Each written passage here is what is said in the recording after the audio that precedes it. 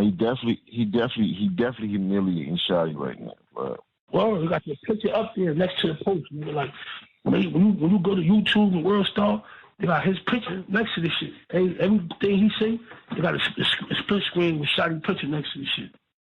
I said, this shit crazy, son.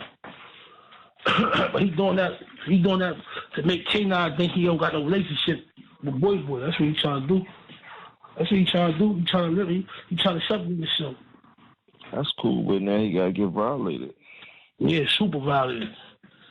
Super duper. So ain't too much he can really do unless he gonna run around with 100 armed securities all day. You know what I'm saying? He gonna get shot at pay. He ain't getting enough money for that. That's a fact. And he just canceled all his shows. And he ain't a gang member no more. Nah, he ain't nothing. That's what Shawty needs.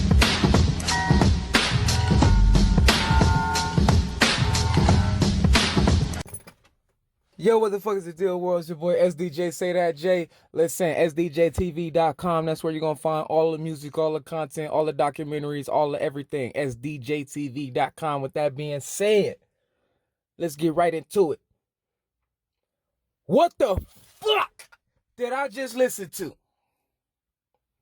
Jim Jones. Oh, man. Listen, man.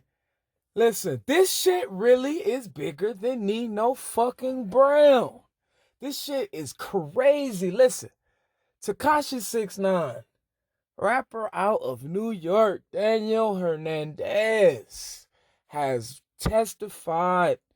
He done got caught up in the RICO case with the 9-Trey Gangsta Bloods, a gang centered based out of New York City.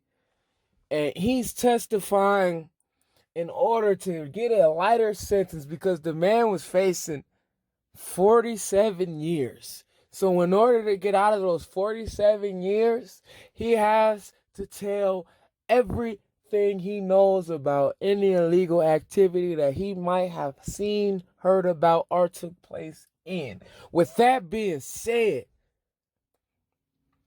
the reason that they took him into custody because he was already working for the feds. He was already a fucking informant. When he was at Summer Jam, when DJ Envy and all these things, I'm not going to say no names. I'm not going to say no names. But anyways, so it's just the wiretap with Jim Jones releasing just now really, really, really, really does something to my soul. It bothers my soul because, I mean, at the end of the day, a nigga was a Dipset fan, you know, and at the end of the day, a nigga fuck with Jim Jones, his music, you know, the whole everything that the Dipset and Jim Jones brought to the culture. I mean, Jim Jones, there was a point in time where if Jim Jones wasn't your favorite rapper, if you didn't listen to Jim Jones, if Jim Jones didn't have some type of influence on your style, then, I mean, you really wasn't something, you know. And I'm sorry if he didn't, you know. Maybe you didn't fuck with nothing about Jim Jones, you know. It's just Jim Jones definitely influenced a lot of motherfuckers, you know, on a lot of different things, you know.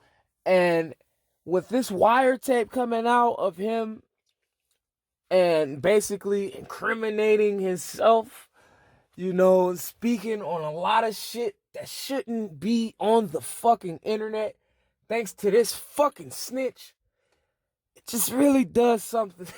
It really does something to me, man. I hope and pray that Jim Jones can get out of this without having nothing happen to him. You know, as a fan of the culture, you know, I hope nothing happens to Jim Jones, you know, legally. At the end of the day, 6ix9ine knew what he signed up for, whether you believe he was put on or not.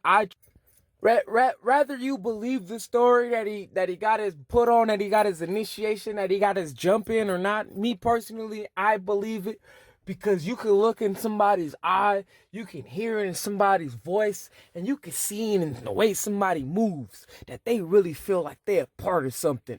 And me being from the streets, I know when a motherfucker done been that feel like they are part of something. Like he felt like he had a right to move and to say and to talk the way he did when he was out on the streets. This is definitely some shit here. I mean, he's naming everybody from Casanova to Cardi B to I mean, it's really sad. It's really sad. Everybody knew it was coming, but at the end of the day, it's really, really fucking sad. And like Shotty said, his ex-manager said, it's people that don't have nothing to do with nothing that's gonna be affected by this. You know, rather Jim Jones has legal troubles after this or not, this ain't good, bro. This is a fucking Rock Nation. This nigga motherfucker sliding a Rock Live Nation, bro. Like that's fucked up. It's fucked up, you know, for that man that this pussy goes, gets all this shit started, man, and goes and tells, just do your time, man. Do your time. Listen, if you gonna be out there gangbanging and shit, do your motherfucking time, homeboy. Because this motherfucker's out here living a regular life, eating top ramen noodles and shit sometimes, some nights, you know what I'm saying? So if you out there getting it, if you're out there in the streets hustling, do your motherfucking, don't rat. Don't rat. Because at the end of the day, if they don't remove his tattoos and move his ass to North Dakota, somebody gonna catch up with him. He's not Alpo. 6ix9ine's not Alpo. Somebody gonna catch up to him if he don't remove his tattoos and move to Wyoming. But let me know what y'all think about that, man. Prayers up for Jim Jones as a motherfucking hip-hop fan. Prayers up for Jim Jones, man. Let me know what y'all think about that. Hopefully everybody can fucking get out of this shit, you know.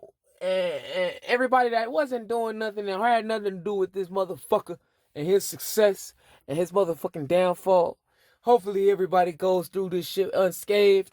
And make sure you hit the like, make sure you hit the subscribe button. I ain't gonna be covering this shit. I ain't gonna cover this shit, man. It's just sad. This is a travesty.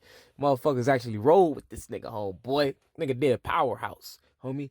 But let me know what y'all think about that. And make sure you sdjtv.com. Click the mother